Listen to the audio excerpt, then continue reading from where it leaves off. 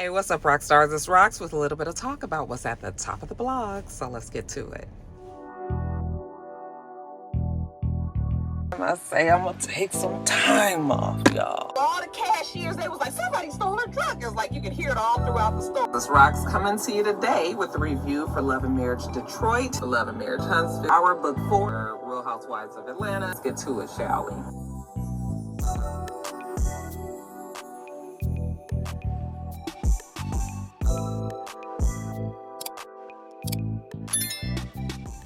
All right, you guys, I'm in the parking lot at Staples, so I'm in a different location than I normally record. These people over here a little different. So I'm just giving y'all the warning. Nigga might have to jump in this front seat and get the on, but so far we good, you guys. First story up today. Well, today we are going to just go in order of my notes. Okay, because I had wrote so much notes about that Nicki Minaj, and then I was just throwing my thoughts in here and there. So I didn't, this is not really organized. So let's just start with the top story I got here. Napheesa Collier, who is she plays for, I believe, the Lynx. That team was just eliminated from, playing any further. They just lost the last game, so they are done. When she went to do her exit interview, and she was talking to the media, she took that time to blast the entire WNBA league and basically said that from the top on down, the league is basically full of shit. And, there needs to be some wide sweeping changes within the league. And I guess none of this was going to ever happen if people didn't speak out. Apparently, I did not get the league, the head of the league. I can't even remember. It's a woman. She actually mentioned this woman by name and was talking about how she was disappointed in the fact that the way that the WNBA handles any issues within the league is just to silence and fine their members, as opposed to working on whatever the problems are within the league, okay, within the front office, within what these players are doing. I mean, these women can only do so much. They're there to play the game, and yes, they are getting paid to do so, but let Miss Collier tell it. These people are still very much underpaid. And I mean, I guess we can't even still say that the WNBA does not make the money. Now, we know that they don't make the NBA money. We know that for a fact. Okay. That's a whole nother matter for a whole nother day. But you can't tell me that within these last couple of years, with the explosion of women's basketball and the popularity of it, that more and more people are going. Like, just recently, me and Mr. went to an Atlanta Dream game, and that game was so much fucking fun. I mean, I had put it on my stories, and you guys saw when the girl made the shot from the half court, and I mean, they had the music going, they had so much entertainment, the game was lively, it was so much fun, and that place was packed out. And of course, it's not at Phipps Arena, it's not where this huge stadium or anything like that. But still, for the place that they had it, it was full. Everybody was there. We had a good time. And I would like to think that that's probably happening nationwide. A lot of different cities now, because the skill of these women have finally been recognized. All over it's growing. So now it's gotten to the point where, she's saying that these young players that are coming in are still getting paid like pennies to the dollar. Even though they are the reasons that more people are coming, people want to see these young girls that have all this talent, get up there and play like they want it, so now why is it that these people are still not making a lot of money?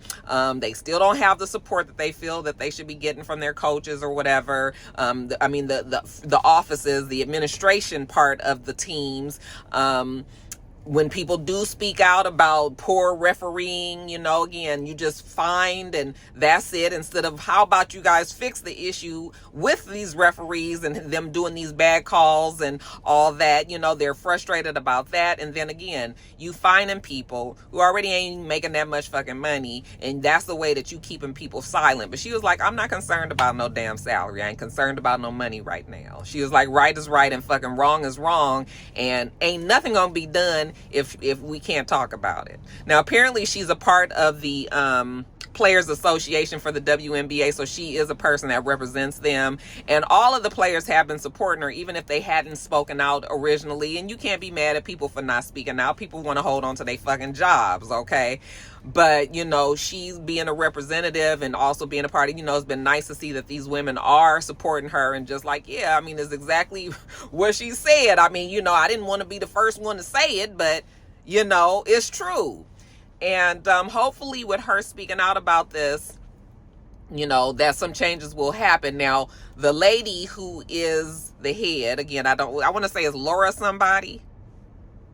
I don't know why I'm thinking of that. But anyway, you know, of course, she came out and said, you know, our intentions is also to be supportive of all of our players and, you know, the whole PR bullshit that they put out. But I'm assuming that lady is probably pissed that Miss Collier did all that, considering, you know, they've been able to keep a lid on a lot of the issues so far. But now that it's blown out and now that people know what's going on over there, then maybe there will be some changes made, because, you know, these last couple of years of WNBA has been going very well, and it's only going to get better. But it's going to get better when everybody is doing the right thing.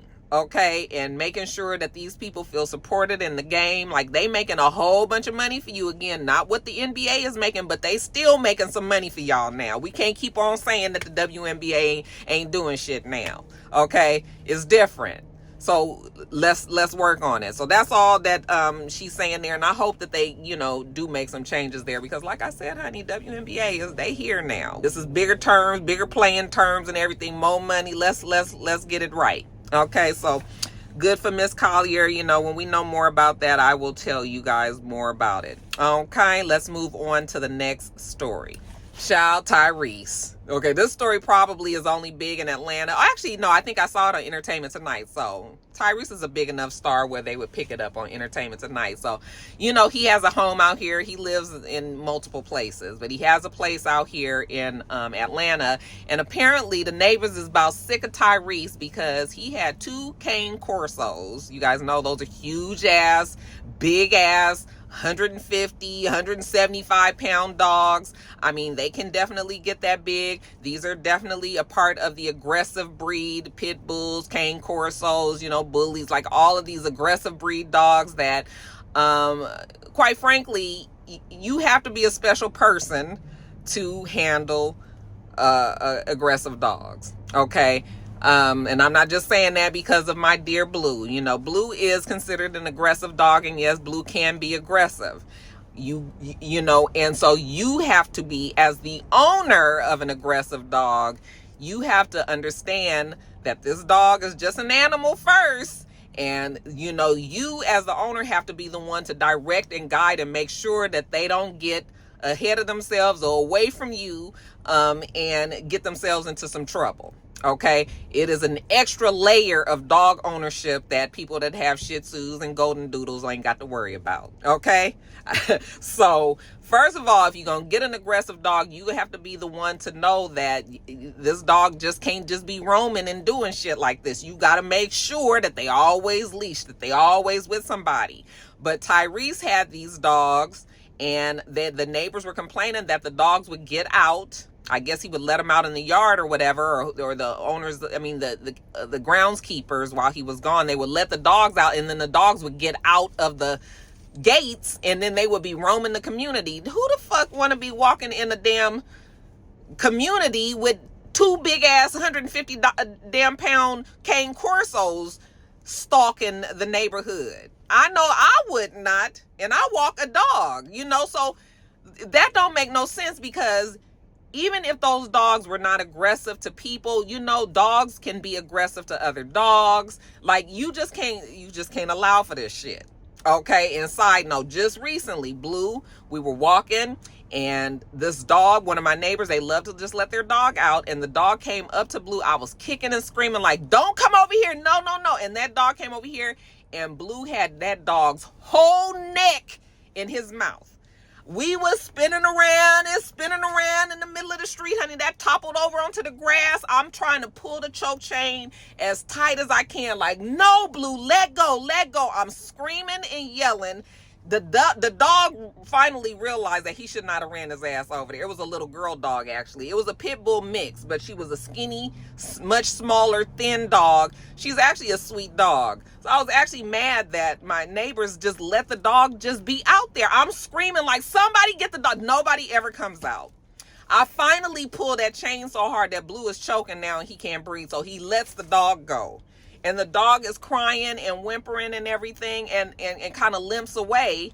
And I just was so out of breath. Blue was out of breath. I was so pissed. My neighbors never came out. That dog just limped on back away over to their house. And I was worried for the dog, but I could tell that there was no skin broken or anything. But I know that dog was traumatized. But not enough to not try that shit like a few days later. It was just like, when are you guys going to understand, do not leave this dog out here? Even though your dog might be friendly, mine is not. Okay? But who would have been in trouble if my dog would have killed their dog? Just guess. Okay? So I totally am with these neighbors that you got a fucking dog that came over here.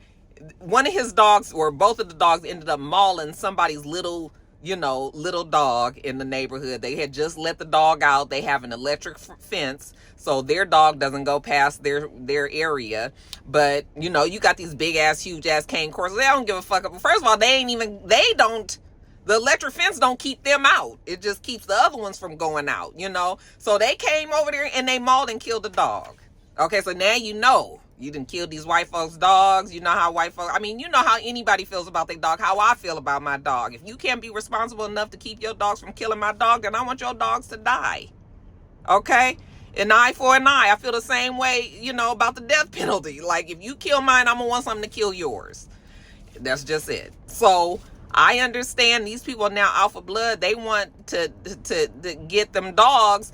Tyrese has decided that no, he's not going to turn over the dogs. First he said he would turn the dogs over, and then he said no, he's not. So he's rehomed the dogs.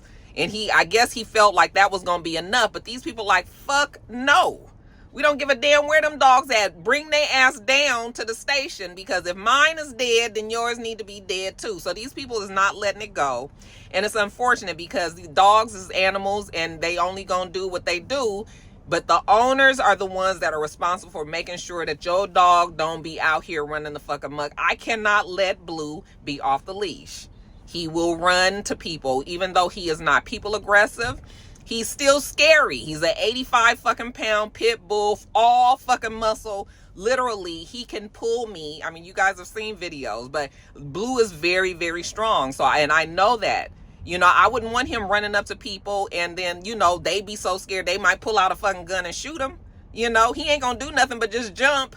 But people don't know that when you got a damn dog. I know, I'm not afraid of dogs, but even I don't want no big ass dog running up on me like that. I don't give a fuck what kind of dog it is. Okay? But definitely not no pit bull. So you have to be responsible. So I am not mad at these people. And now Tyrese, he was supposed to turn the dogs over. He hasn't. He was supposed to go to court or go to the police or whatever. He hasn't done that. So now it's looking like they probably going to have to further this, make this investigation a little bit bigger. And Tyrese might find himself in trouble. I mean, I don't think he's going to be going to jail and shit about this, but this is going to be something that he ain't going to just be able to be like, oh, the dog's gone now, so we ain't got to worry about it. Oh, no, that ain't it, because my dog is dead. Okay, so... yeah, so that's what's going on there.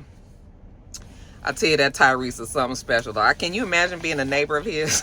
I bet you them people probably just so over him. They said that it's been a problem for a long time over there. Anyway, y'all, that's that on that.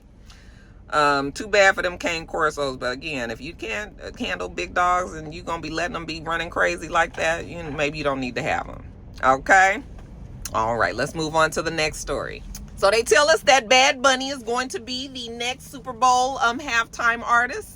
And I'm not real familiar with Bad Bunny's music. I mean, I know some songs and that he was probably the one that was singing on there, but I wasn't paying attention. I don't know that's a Bad Bunny song, but I'm gonna get familiar with his shit. I've always felt like I liked him just because I liked his whole little look. Every time I would see him, I'd be like, oh, that's a little Bad Bunny guy, but I don't really know his music. But what makes me happier about the fact that they have Bad Bunny being the artist is that he's a Puerto Rican. You guys do know that Puerto Rico is part of America, right? Okay, so he's a Puerto Rican man who is going to be, for a second time in the row, we definitely have somebody that is like a fuck you to the establishment right now. WhatsApp, his junk drawer, and everything he got going on. You know, the fact that they have Bad Bunny up there, I'm loving it. I'm loving it. Okay. They had Kendrick last year. We got Bad Bunny this year. Okay. And these are statements that definitely, if the NFL ain't making it, at least Jay-Z is. And I'm here for it. I did see before I came out here to do the video that they said that ICE has made it a point to let everybody know that they're going to be out there, okay, at the Super Bowl. So if it's a whole bunch of illegal immigrants out there, you know what? They're going to be arresting you. And I'm thinking to myself, like, fuck, if it's some illegal immigrants that can afford some fucking Super Bowl tickets, I saw somebody said, just leave them alone, shit. Just leave them alone. Because if they could afford to do that, they ain't no fucking criminals like you guys say. That's all you guys are trying to get off the streets.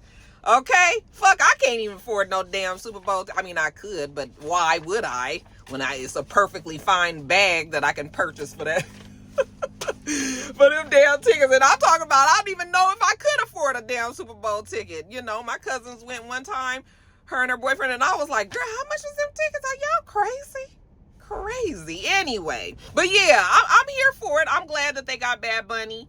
And you know, people are really pumped up, and I know he has a legion of fans, so I'm not even worried about that. And it's gonna be a good time. But yeah, you guys, the politics, you know, again, we ain't gonna get on it. I know we in the middle of a shutdown, or not the middle, we just started a shutdown. And I know the Republicans are screaming that it is the faults of the Democrats, you know, and basically what they're saying is the Democrats didn't sign off on this shit that they've been trying to do. Most importantly, the health care, you know, them trying to get rid of, you know, all of these people, that millions of people that rely on our government to help them through whatever their health care insurance shit is. But now they're trying to take all that away. And the Democrats solely, I was so glad that the Democrats did not roll over on this one, because as much as they're saying that it's the Democrats, we know that this is the Republicans. Like they've said, the Republicans have the House, they have the Senate, they have the White House. Like, they have the whole shebang. All right. You guys have decided to make all of these laws, and now y'all want the Democrats to just okay it? No, they're not going to okay it. Okay. The Democrats ain't got nothing to lose. So I was like, y'all better not sign no shit. Okay, let them threaten that all these federal workers and shit are going to lose, you know, their jobs and all that. That's going to be on the Republicans. Okay, I've been tired of the Democrats too. Let me not try to act like the Democrats is perfect, because I've been pissed ever since the whole Kamala debacle. All right, my book club, side note, we reading 107 Days. And I haven't even started yet because I know that shit is going to piss me the fuck off. But that's our, a lot of homeless people over here. That is our that's our book for October, but well, one of the books. But anyway, oh, and I know I haven't posted the second. I haven't told y'all what we're reading for the second book, but I'll have it up today. I mean, well, it's gonna be Friday by the time y'all get this. It'll be up by the time y'all have seen it. But anyway, getting back to it, like, the Democrats, they don't have nothing to lose now, so you don't need to be trying to be getting along with anybody, because the Republicans have done whatever the hell they wanted to do. They ain't been letting the Democrats come to the table. They just been running off and doing whatever the fuck. So now it's time for the Democrats to make everything very difficult for them.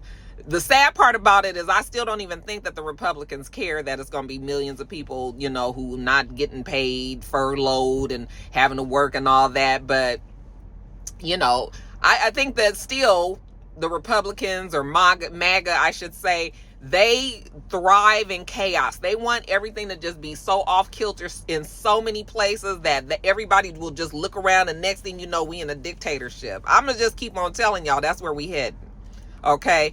That is where we are headed, with them slowly dismantling, getting rid of, you know, cutting, all of that. So I was like, the Democrats need to just hold off, because the Republicans was going to do whatever they wanted to do anyway. So let's just make the shit hard for them. Let's just make the shit hard for them. And as long as it needs to go. Okay.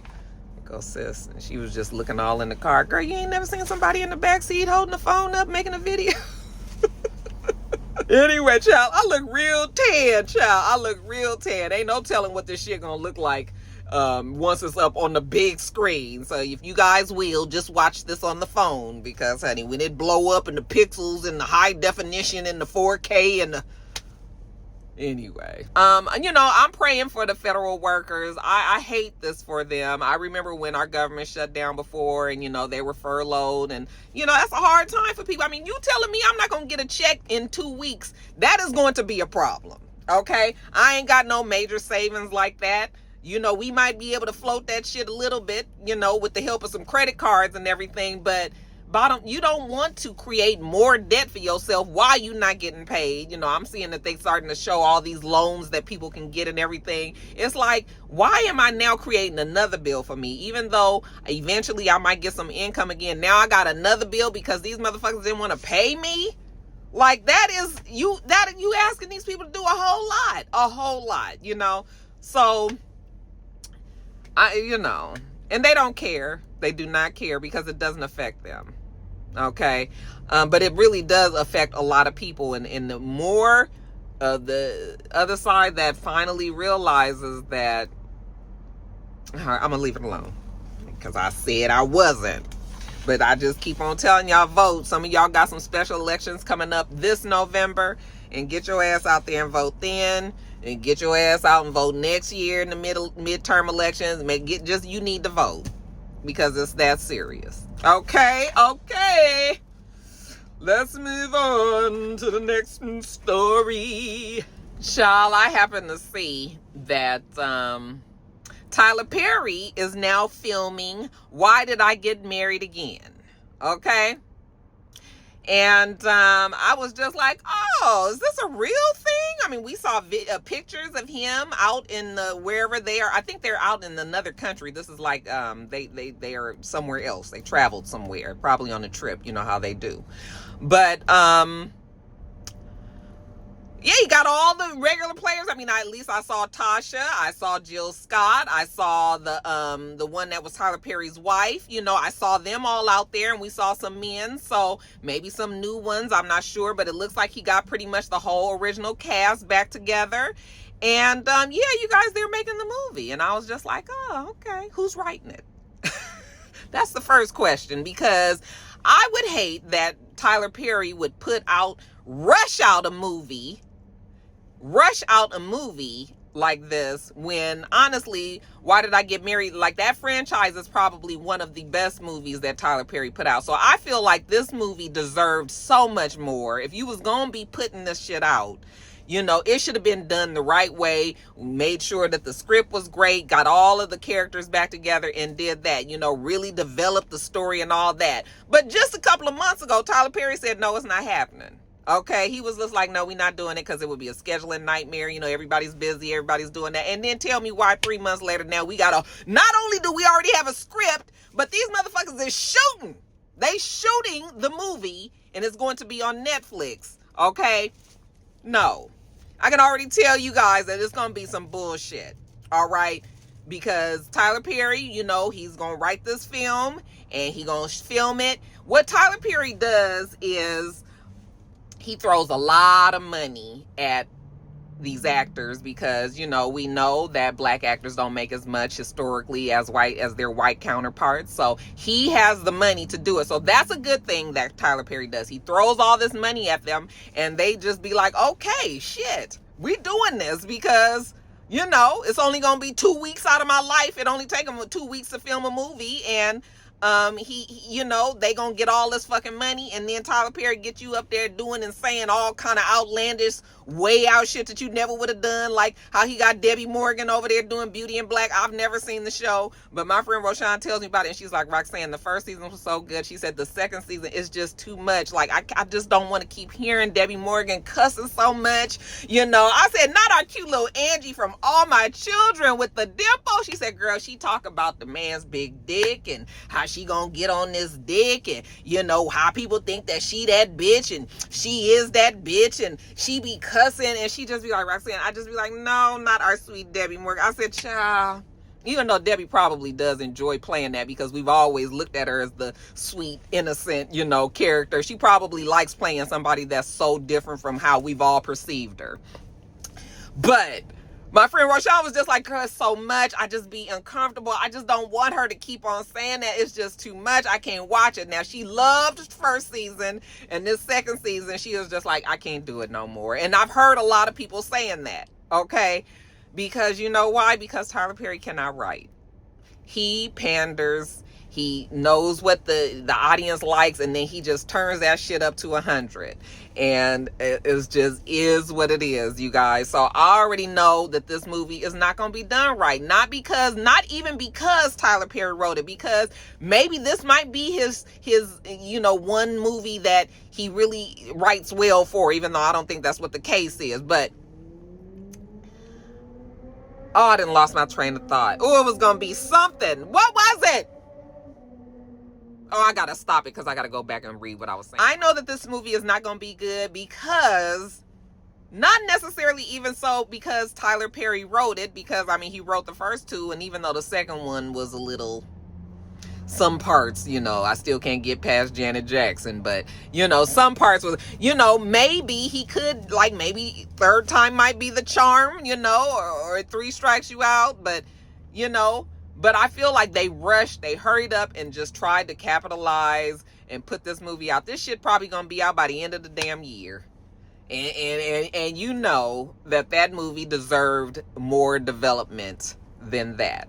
But Tyler Perry is very, very strong. He has so many connections. He does so much in media. And look, he can just get a movie greenlit, put out, just that fast. His own studio. He ain't gotta do nothing, y'all. So yeah, that's what they got going on there. Also, while I'm about to wrap this up, but they say that with season 8, The Chi will be coming to an end. And to that, I say very good, child. They should have been ended that. That's 3 seasons too late, if you ask me. That shit should have been ended season 5. Okay? All kind of shit didn't happen since I left. I've been peeping from the sidelines, and then my brother, who hates the show, but still watches it. Okay, he comes sending me a message today talking about, look, they canceling the damn Chi. And I say, and yet you still watch. Okay, because you're a fucking glutton for punishment.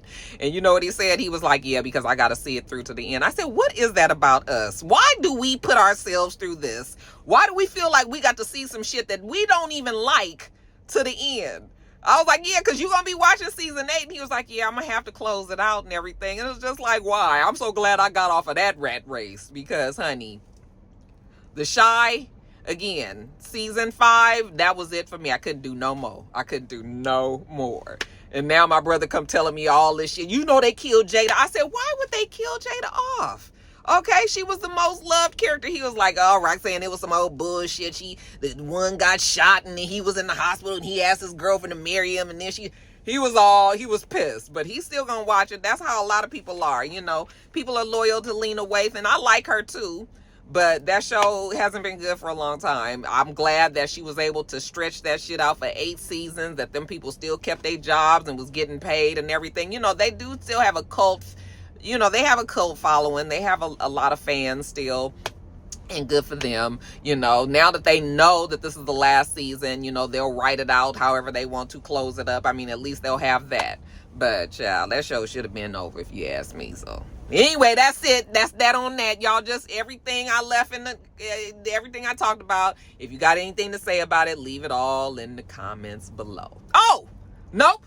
Don't go nowhere because I have a birthday shout out. You guys know Royce Morgan. I do this every year. Okay. And it is October. It is Libra season, and my most favoriteest uncle on social media, Royce, it is his birthday, so we're going to say happy birthday to him. Y'all go on and give a shout out to your boy. Y'all follow him on Instagram. He's the one that puts up he posts all day, child. He posts all kind of shit all day. Okay, it's a business. We're going to see Royce. Oh, I don't know if I'm supposed to say. Maybe I better not say that. I'm just going to say happy birthday to you, Royce. And, big things coming. Big things coming for our boy. But yeah, happy birthday to him. Y'all go on and give him a happy birthday shout out too.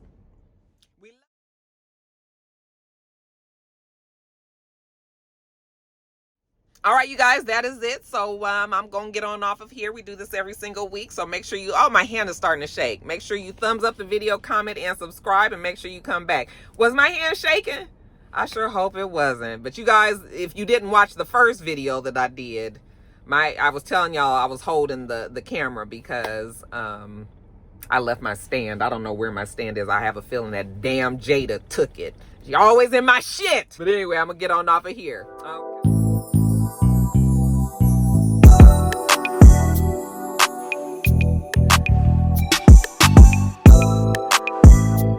Until next time, Roxstars.